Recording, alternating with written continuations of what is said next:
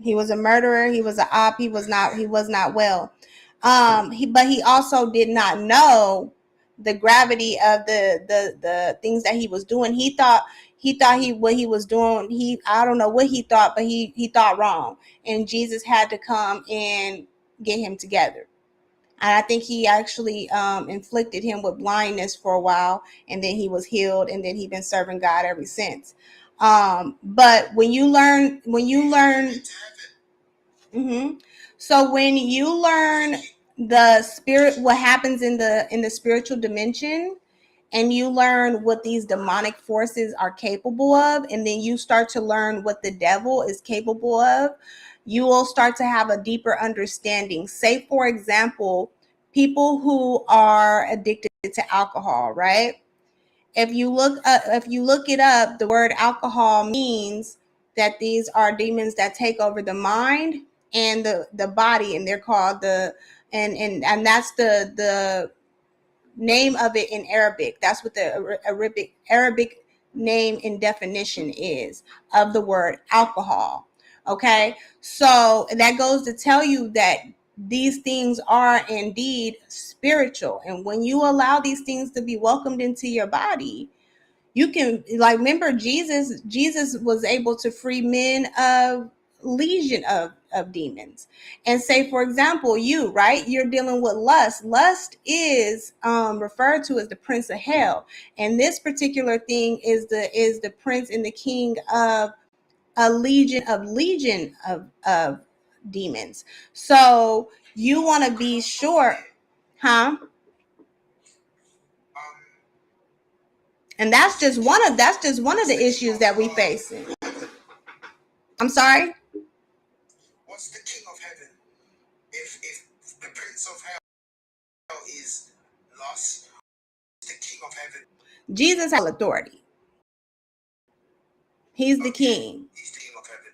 Yeah. I'm not saying that lust is literally the prince of hell. I'm saying that he was referred. I'm not saying that lust is the king of, I'm sorry, prince of hell. He's oftenly referred to as the prince of hell, as a derogatory slang or term to refer to him as the prince of hell, meaning that he is one of the ones that is very, very hard to get rid of. In other words, lust. What's the most addicting sin that's hard to get rid of? What's the most hardest one to get rid of? So I know. I wouldn't. I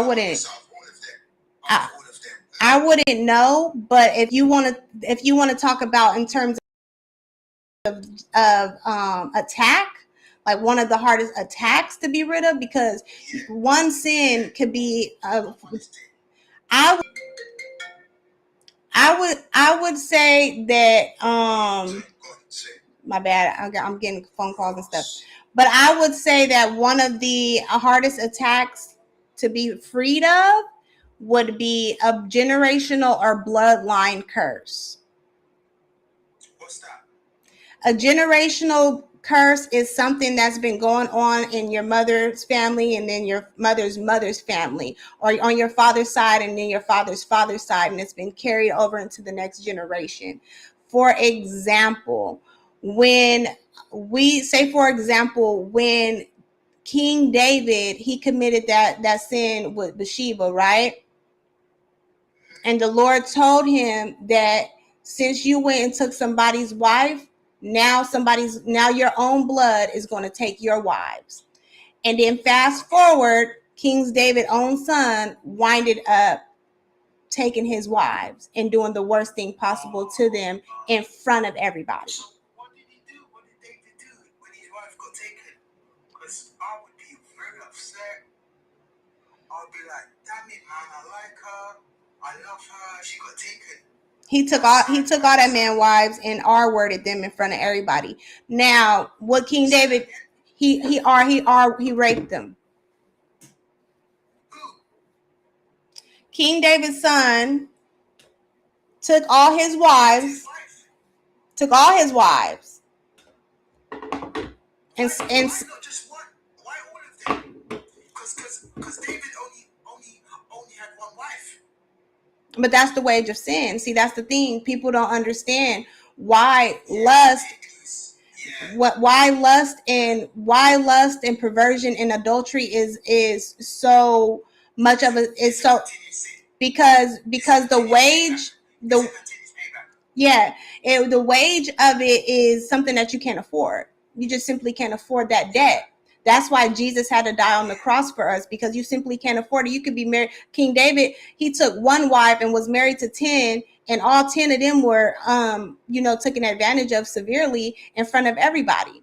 And by the time King David came home, he never touched another woman. It took a virgin woman to lay in the bed with him just to give him some type of comfort during his time of healing. But no. And that's what he did, because he took that man's wife and then unalived him, and then he tried to pervert the word. Because it's written in the word that you can only remarry only if it's this way, which is basically you got to either be a widow or your wife has to, cheat on you or something like that. But for the most part, you got to stand on business. It's a covenant with God, because in the spiritual aspect, you become one.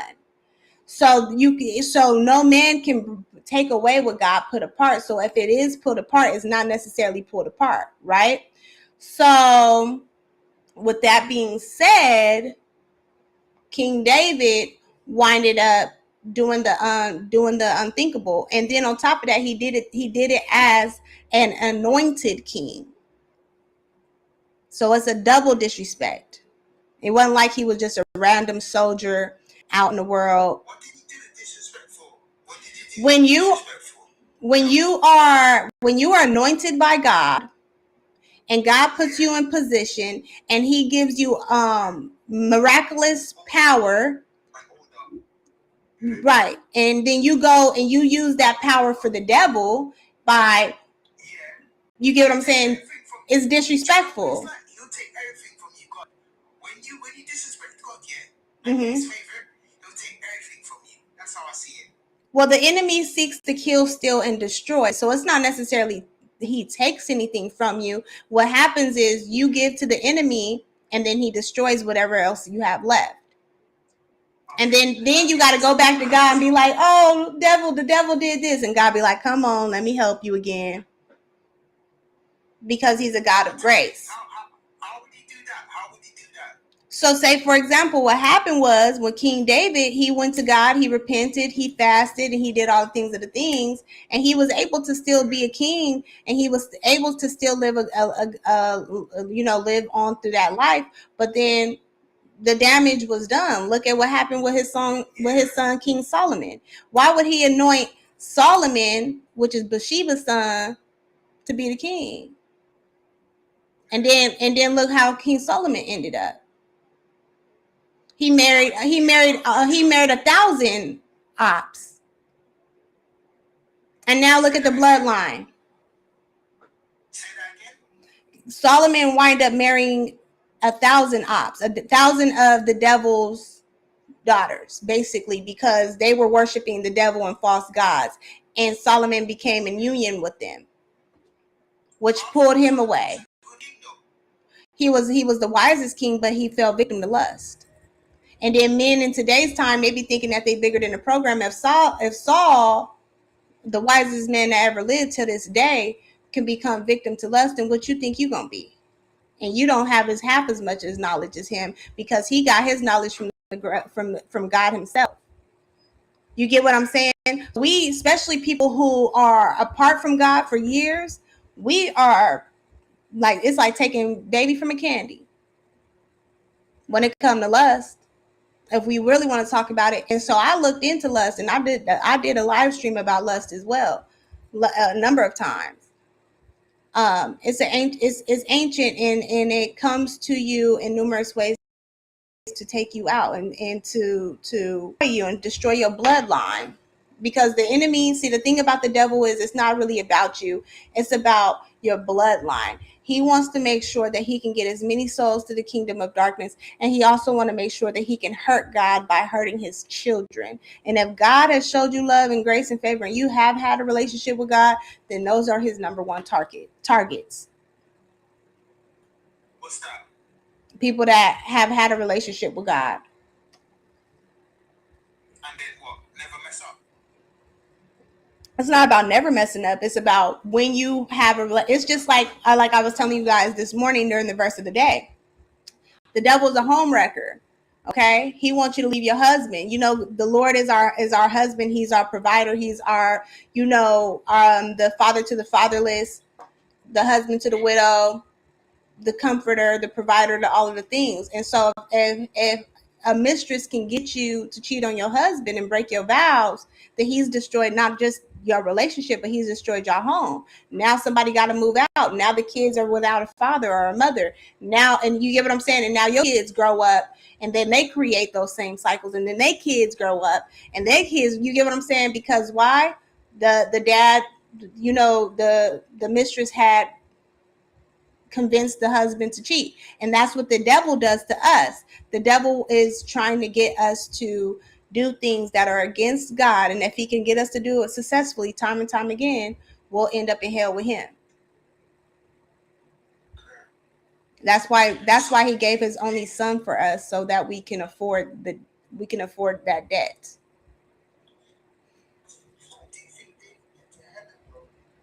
Yeah, I think he did. Because he was redeemed before he took his last breath. I believe so. I hope so. I'm looking forward to meeting him and Jonathan. That's why I gotta get the quality of life that I put on earth is going to help me get quality of life that I have in heaven. So hopefully I'm royal enough to meet some of them. And one of the people I do want to meet is David and Jonathan are top of my list, and Joshua and Ruth. Those are my top people that I want to meet. But I'm pretty sure they're like super royal, so I gotta put in a lot of work down here. Because what we put out is what we get. So the more bad you do, the more debt that you put into the time you have in hell. But the more good you do, you will also redeem rewards when you get to heaven and you get your inheritance. So you can either be in a studio apartment in heaven, or do you want a mansion, which is still way better than anything you ever seen. But still, I'm trying to be up there where I can at least, put in a request to meet the greats that were before us, Moses and King David and Joshua and Jonathan and things like that. So tell me, Elijah. Yes, which one?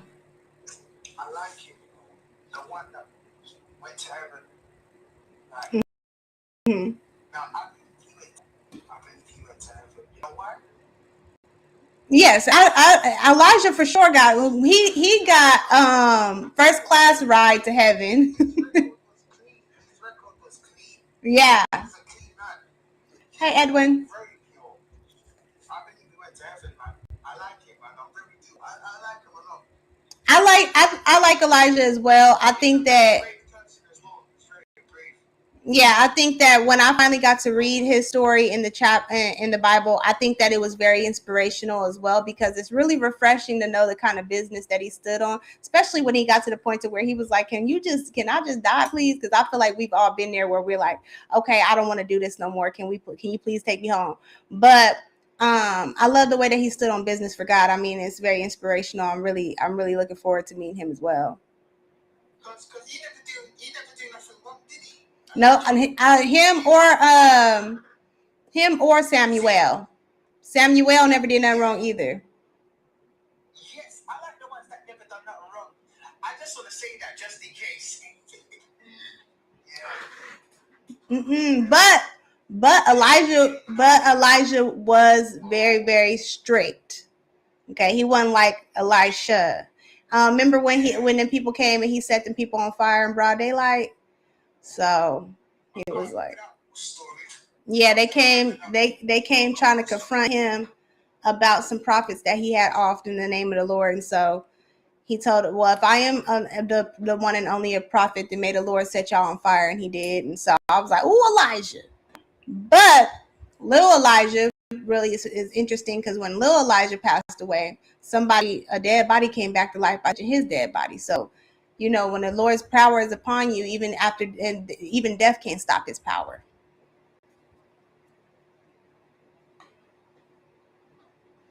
You know what? Elijah's my favorite. I You think, know that? yeah, I think for me, my favorite, I can't name just one favorite out of the entire Bible. Went to heaven. He's the only one that went to heaven while he was alive. That's the reason. Yeah, that is true. That is true. I like that one. That is It has true. to be true. That was T. That was T. I like that. He's my favorite, man. Because he's pure as well. He's a very good person. Mm-hmm. Yeah.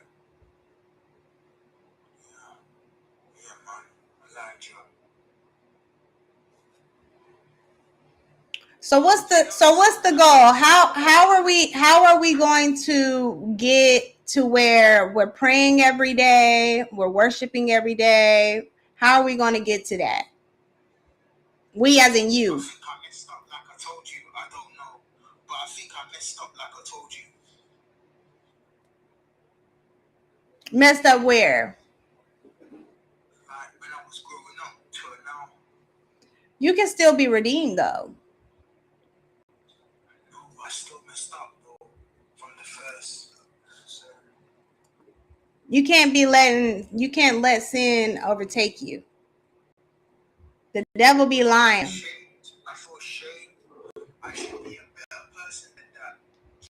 Anything that I've done in my life, the negative, I should be a better person than that. But you're going to be okay because the Lord is going to redeem you. It doesn't matter. I make mistakes, and I just feel like, why, you know? But there's nothing that is impossible for God. And another thing, yeah, I won't be going to heaven. You better not speak that over your life. I rebuke that. You better not speak that over your life. You ain't going down to that sick place. Have you know what? You know what you need to do? You got homework. I'm gonna send you home with homework. You know what you need to do?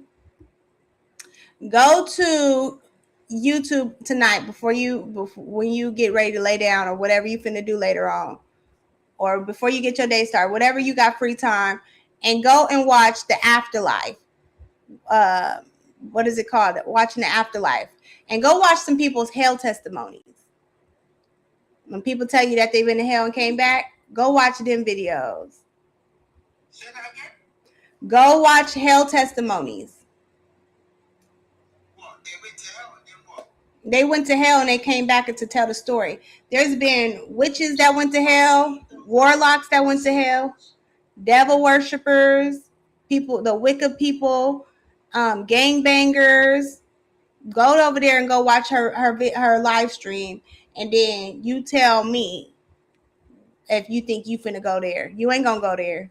We rebuke that. I don't want that for you. You going to heaven. You just gotta go get your receipt. You just gotta go get your ticket. You mean I need to do work? Yes. What's up, Derek? What's up, Donald? How y'all feeling? Because what does it mean though? If you save your life, you lose it. What does it mean? so that means that you lose the life of sin. So okay. You know how you wanna be with God, you wanna go to heaven, you wanna live a life of heaven, right? And you're living that life of like, I wanna be with Jesus, but I've created these sins. I'm done. I don't want to let go of the sin. So it's a lot of times people say, for example, a lot of people that are that they maintain a wicked lifestyle where it's like fornication, drugs, alcohol, this and that. If you want to keep that life, then you can keep that life. You got free will. But if you give up that life, meaning you no longer want to give up, you want to give up the lust, you want to give up the alcohol, the drugs, the fornication, the sexual immorality, you want to give up those things, then so that's basically what that means from my understanding. Let me go back to that. What was that? That was Matthew what? Let me go back to I'll tell it. you something that's gonna shock you. What? TikTok is alive. Who?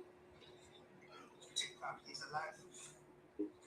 That is so random. He's in heaven. He's in heaven. Trust me on that. I believe it as well. You think Tupac went to I know it's heaven? random. I know. Pardon? You think Tupac went to heaven? Yes, because I hear his voice. I can hear him speak to me. Yes. Yes. He's gone to heaven. You know that picture with him and Snoop Dogg? Mm-hmm. When he's leaving over saying something in his ears. Uh-huh. So is man.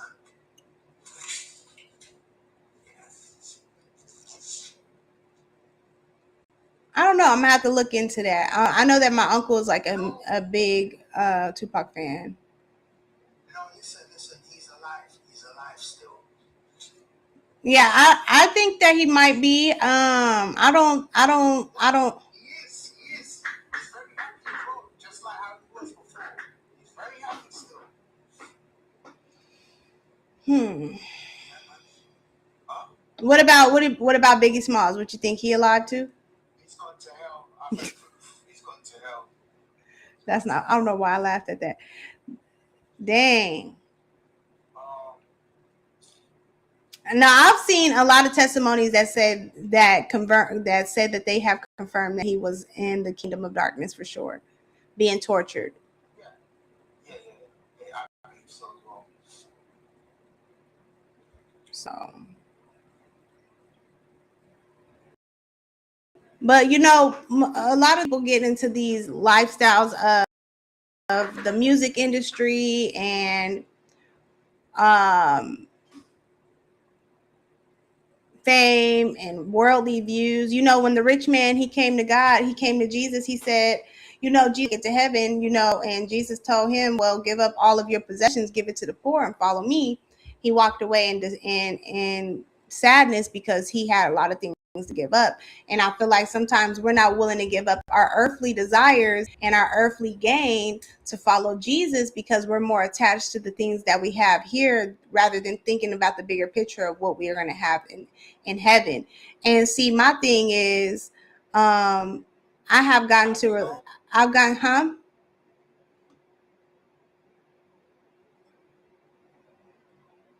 what'd you say?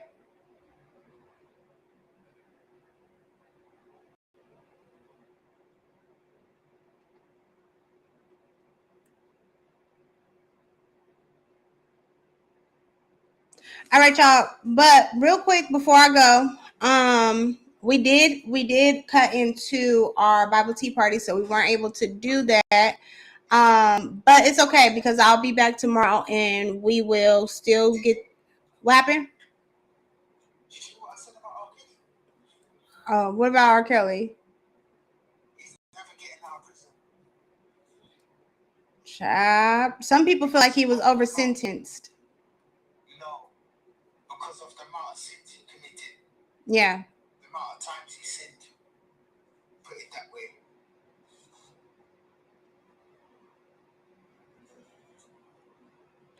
Yeah, he's never coming out. Trust me.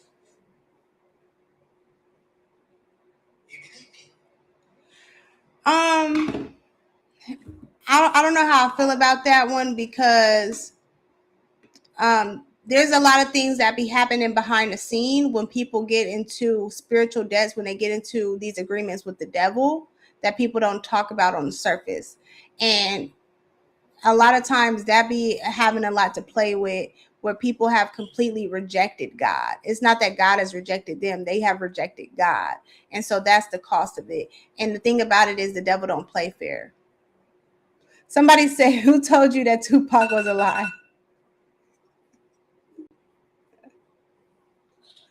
So, before you go, yeah, can you tell me a bit about Jesus? So I do gotta go, y'all, though. That is my alarm. But you said, can I tell you anything about Jesus? Like, have you ever seen it before? I've seen Jesus in a dream a number of times. How does he look? Jewish. Pardon? He looks like Jewish, like the Wow. Like the sand, my mom calls them sandmen. That's probably not the word, but sandmen from that region of the world. Um, Dark skin, brown. More so, not necessarily. I wouldn't identify him as the race of like brown or dark skin. More so, just like how the Jewish people look, with long hair. Now I've only seen just more so like from a distance. I've seen him come down on a cloud from a distance, so I wasn't able to get like the actual physical features. And then in one of the visions that I've had, I've only seen like from the back. But I do know based off of what he looked like from a distance, it looks like how the Jewish in that region of the world, how they look more it's like a tanned Jewish person, but not necessarily like brown, or you know how people say he was actually black or white or whatever. And another thing, we got to get away from that race thing. That's another story for another time. I'm gonna have to do a live stream about that. But anyway, that's a form of an attack from the enemy. Come find out, it's a whole lot of. But before I go out, I would say, I want you to go and watch the video live stream on YouTube that I made showing you about what Jesus actually looks like. And they was able to test some of the DNA from the wrapping that he was buried in. And it's a really interesting facts that came out about his sacrifice. And it really convicted me. And I was like really, really emotional. And then once I kind of got myself together, I came and I did a live stream about that as well. So go to YouTube. It's the same name, CASSYKING, and the video is called Proof That Jesus is Alive. And I did a live stream, I created like a PowerPoint, just kind of showing some of the things that I was able to stumble across when it comes to the way that Jesus looked. So based off of what I've seen in my dreams and based off of what I've seen from the shroud, I do believe that that's really how he looked.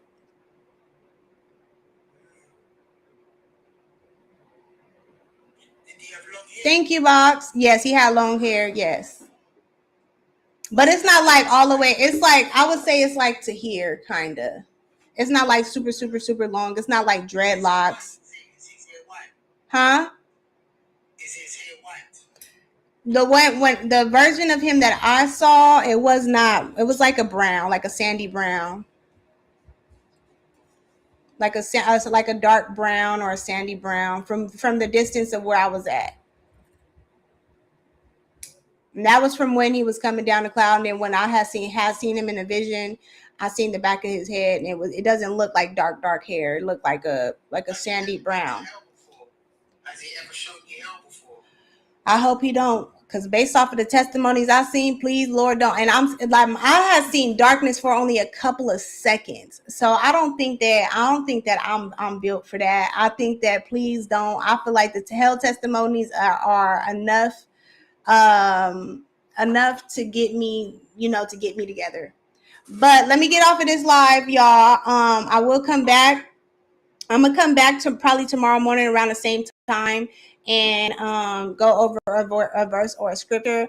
But stop telling yourself that you are not going to heaven. Stop telling yourself that you are going to hell. Stop letting yourself think that you should be ashamed or guilty about things. If you want to change, then step up, get up on your good foot, put your tennis shoes on, and fight the devil back. Don't let the enemy just punk on you and bully you. If God give you authority to trample over the serpent, then you need to go ahead and put your foot on his neck and don't be slave to him. You got the authority through Jesus, because Jesus said, and it's written in the word, and once he said, he can't change it. Okay? All right, so I'm going to get out of here. It's your girl, Cassie King. Make sure that you guys head over to Cassie King YouTube, and that way you're able to catch up on Bible Tea Parties, where I read a full chapter out the Bible, and I actually read an easy version, so that way you're able to kind of translate